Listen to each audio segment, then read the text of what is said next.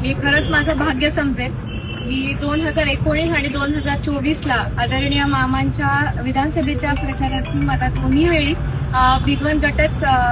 गटाची जबाबदारी मिळाली होती आणि त्याही वेळी एवढ्या सगळ्या जेवढ्या आज उपस्थित आहेत तेवढ्या सगळ्यांनी समर्थन दर्शवलेलं होतं आणि खास करून त्यावेळी दोन्ही पंचवार्षिकला आदरणीय मेघनाताई असतील आणि आदरणीय हेमाताई असतील ह्या दोघींनी मला खूप खंबीर असा पाठिंबा दिला. त्यामुळे मला आनंद आहे की आज तुमच्या प्रचारार्थी मला तुमच्या प्रचार फेरीमध्ये थोडाफार मदतीचा हातभार लावता आलेला आहे आणि याची ही प्रचार फेरी बघता इतक्या नागरिकांनी आणि माझ्या मायमाऊलींनी समर्थन दाखवलेलं आहे ते बघताना खरंच खूप आनंद वाटतोय आणि यावरून नक्कीच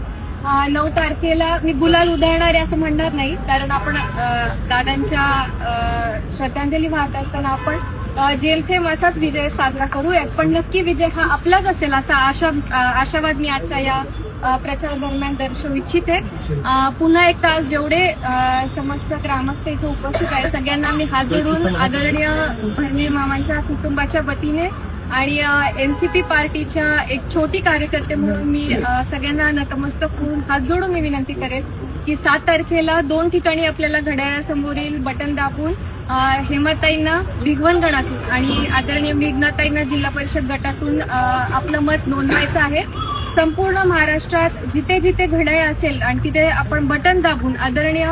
दादांना भावपूर्ण श्रद्धांजली दर्शवूयात आणि पुन्हा एकदा सगळ्यांना विनंती करते की घड्याळासमोरील बटन दाबून